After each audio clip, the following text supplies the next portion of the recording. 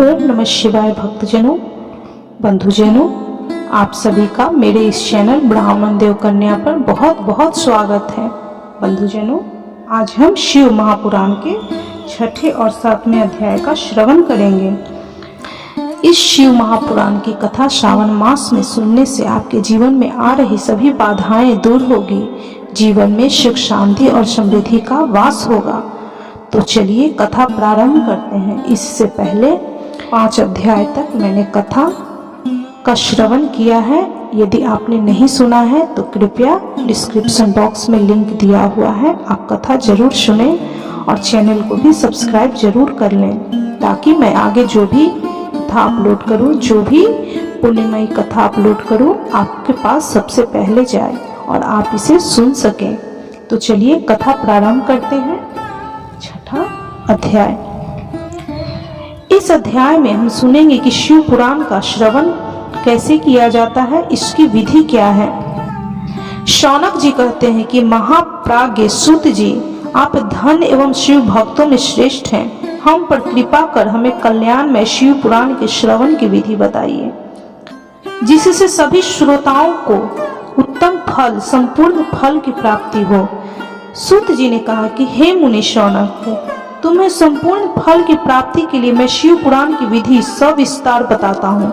सर्वप्रथम किसी ज्योतिषी को बुलाकर दान से संतुष्ट कर उससे कथा का शुभ मुहूर्त निकलवाना चाहिए, ताकि उसकी सूचना का संदेश सभी लोगों तक पहुंचवाना चाहिए। हमारे यहाँ शिव पुराण की कथा होने वाली है। अपने कल्याण की इच्छा रखने वालों को इसे अवश्य सुनना एवं पधारना चाहिए। श्रावण माह में यह कथा निरंतर सुननी चाहिए। देश देश में जो भी भगवान शिव के भक्त हों तथा शिव कथा के कीर्तन एवं श्रवण के उत्सुक हों, उन सभी को आदर पूर्वक बुलाना चाहिए एवं उनका आदर सत्कार करना चाहिए। शिव पुराण सुनने के लिए मंदिर, तीर्थ, वन प्रांत अथवा घर में ही उत्तम स्थान का निर्माण करना चाहिए। केले के खंभों से सुशोभित कथा मंडप तैयार करवाएं। उसे सब ओर से फल, पुष्प, सुंदर चंदोवे से अलंकृत करना चाहिए। चारों कोनों पर ध्वज लगाकर उसे विभिन्न सामग्री से सुशोभित करें। भगवान शंकर के लिए भक्ति पूर्वक दिव्य आसन का निर्माण करना चाहिए तथा कथावाचक के लिए दिव्य आसन का निर्माण करना चाहिए। नियम पूर्वक कथा सुनने वाले के लिए भी सुयोग्य आसन की व्यवस्था करें तथा अन्य लोगों के बैठने की भी व्यवस्था करें। कथा बांटने वाले विद्वान के प्रति कभी बुरी भावना न रखें। संसार में जन्म तथा गुणों के कारण बहुत से गुरु होते हैं, परंतु उन सब में पुराणों का ज्ञाता ही परम गुरु माना जाता है। पुराण वेता पवित्र, शांत, साधु, ईर्ष्या पर विजय प्राप्त करने वाला और दयालु होना चाहिए। ऐसे गुणी मनुष्य को इस पुण्यमयी कथा को बांचना चाहिए। सूर्योदय से 3:30 पहर तक इसे बांचने का उपयुक्त समय है। मध्याह्न काल में 2 घड़ी तक कथा बंद रखनी चाहिए, ताकि लोग मलमूत्र का त्याग कर सकें। जिस दिन कथा शुरू हो रही है उससे एक दिन पहले व्रत ग्रहण करें। कथा के दिन में प्रातः काल का नित्य कर्म संक्षेप में कर लेना चाहिए। वक्ता के पास उसकी सहायता हेतु एक विद्वान व्यक्ति को बैठाना चाहिए, जो कि सब प्रकार के संशयों को दूर कर लोगों को समझाने में कुशल हो। कथा में आने वाले विघ्नों को दूर करने के लिए सर्वप्रथम गणेश जी का पूजन करना चाहिए। भगवान शिव व शिव पुराण की भक्ति भाव से पूजा करें। तत्पश्चात श्रोता तन मन से शुद्ध होकर आदर पूर्वक शिव पुराण की कथा सुने। जो वक्ता श्रोता अनेक प्रकार के कर्मों से भटक रहे हों, काम आदि इच्छा विकारों से युक्त हों, वे पुण्य के भागी नहीं हो सकते। जो मनुष्य अपनी सभी चिंताओं को भूलकर कथा में मन लगाते हैं, उन शुद्ध बुद्ध मनुष्य को उत्तम फल की प्राप्ति होती है। इस प्रकार शिव महापुराण का छठा अध्याय संपन्न हुआ। तो बोलिए, कर्पूर गौरम करुणावतारम संसारे सारम भुजगेंद्र हारम सदा वसंतम हृदय अरविंदे भवम भवानी सहितम नमामि। ओम नमः शिवाय, ओम नमः शिवाय, ओम नमः शिवाय। बंधुजनों, अब हम 7वां अध्याय शुरू करेंगे। तो बोलिए, ओम नमः शिवाय, ओम नमः शिवाय, ओम नमः शिवाय। 7वें अध्याय में श्रोताओं द्वारा पालन किए जाने वाले नियम के बारे में सुनेंगे कि शिव महापुराण सुनने वाले को किस नियम का पालन करना चाहिए। सूत जी बोले, शौनक, शिव महापुराण को सुनने का व्रत लेने वाले पुरुषों के लिए जो नियम है उसे भक्ति पूर्वक सुनो। शिव महापुराण की पुण्यमयी कथा नियम पूर्वक सुनने से बिना किसी विघ्न बाधा के उत्तम फल की प्राप्ति होती है।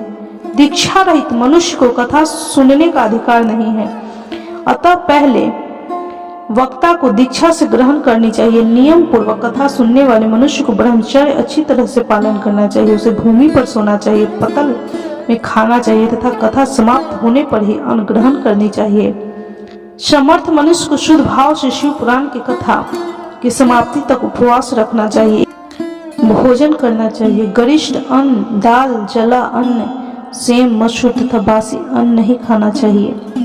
जिसने कथा का व्रत ले रखा है उसे प्याज, लहसुन, हींग, गाजर, मादक वस्तु तथा आमिष कही जाने वाली वस्तुओं को त्याग देना चाहिए। ऐसा मनुष्य प्रतिदिन सत्य, शौच, दया, मौन, सरलता, विनय तथा हार्दिक उदारता आदि सद्गुणों को अपनाए तथा साधु संतों की निद्रा का त्याग कर नियम पूर्वक कथा सुने। सकाम मनुष्य इस कथा के प्रभाव से अपनी अभीष्ट कामना प्राप्त करता है और निष्काम मोक्ष प्राप्त करता है। सभी स्त्री पुरुषों को विधि विधान से शिव पुराण की उत्तम कथा को सुनना चाहिए। हे महर्षि, शिव पुराण की समाप्ति पर श्रोताओं को भक्ति पूर्वक भगवान शिव की पूजा की तरह पुराण पुस्तक की भी पूजा करनी चाहिए तथा इसके तत्पश्चात विधि पूर्वक वक्ता का भी पूजा करना चाहिए। पुस्तक को रखने वाले के लिए नया और सुंदर बस्ता बनाए। पुस्तक व वक्ता की पूजा के उपरांत वक्ता की सहायता हेतु बुलाए गए पंडित का भी सत्कार करना चाहिए। कथा में पधारे गए अन्य ब्राह्मणों को भी अन्न जल का दान, अन्न धन का दान देना चाहिए। गीत, वाद्य और नृत्य से उत्सव को महान बनाएं। विरक्त मनुष्य को कथा समाप्ति पर गीता का पाठ अवश्य करना चाहिए तथा गृहस्थ को श्रवण कर्म की शांति हेतु होम कराना चाहिए। होम रुद्र संहिता के श्लोकों द्वारा अथवा गायत्री मंत्र के द्वारा करें। यदि हवन करने में असमर्थ हो तो भक्ति पूर्वक शिव सहस्त्र नाम का पाठ करें। कथा श्रवण संबंधी व्रत का पूर्णता के लिए शहद से बनी खीर का भोजन 11 ब्राह्मणों को कराकर उन्हें दक्षिणा दें। समृद्ध मनुष्य 3 तोले सोने का एक सुंदर सिंहासन बनाए और उसके ऊपर लिखी अथवा लिखाई हुई शिव पुराण की लिखी पोथी विधि पूर्वक स्थापित करे तथा पूजा करके दक्षिणा चढ़ाए। फिर आचार्य का वस्त्र, आभूषण एवं गंध से पूजन करके दक्षिणा सहित वह पुस्तक उन्हें भेंट कर दे। शौनक, इस पुराण के दान के प्रभाव से भगवान शिव के अनुग्रह पाकर मनुष्य भव बंधन से मुक्त हो जाता है। शिव पुराण को विधि पूर्वक संपन्न करने वाला यह संपूर्ण फल देता है तथा भोग और मोक्ष प्रदान करता है। हे मुने, शिव पुराण का सारा महात्म्य जो संपूर्ण फल देने वाला है मैंने तुम्हें सुना दिया है। अब आप और क्या सुनना चाहते हैं? श्रीमान, शिव पुराण सभी पुराणों के माथे का तिलक है। जो मनुष्य सदा भगवान शिव का ध्यान करते हैं उनकी वाणी शिव के गुणों की स्तुति करती है और जिनके दोनों कान उनकी कथा सुनते हैं उनका जीवन सफल हो जाता है। वे संसार सागर से पार हो जाते हैं। ऐसे लोग इहलोक और परलोक में सदा सुखी रहते हैं। भगवान शिव के सच्चिदानंदमय स्वरूप का स्पर्श पाकर ही समस्त प्रकार के कष्टों का निवारण हो जाता है। उनकी महिमा जगत के बाहर और भीतर दोनों जगह विद्यमान है। उन अनंत आनंद रूप परम शिव की मैं शरण लेता हूँ। इस तरह शिव महापुराण का 6ठा और 7वां अध्याय संपन्न हुआ। तो बोलिए, कर्पूरी गौरम करुणावतारम संसार सारम भुजगेंद्र हारम सदा वसंतम हृदय रविंदे भवम भवानी सहितम नमामि। ओम नमः शिवाय, ओम नमः शिवाय, ओम नमः शिवाय। बंधुजनों, इस प्रकार यह 6ठा और 7वां अध्याय संपन्न हुआ। श्रावण माह में शिव पुराण की महिमा सुनना बहुत ही पुण्य फलदायी है। तो आप इस शिव महापुराण की महिमा प्रतिदिन सुने, रोज सुने और शेयर करके अपने भाई बंधुओं को भी सुनाएं। इसका पुण्य फल आपको जरूर प्राप्त होगा। आपके जीवन में आ रही सभी समस्याओं का अंत होगा।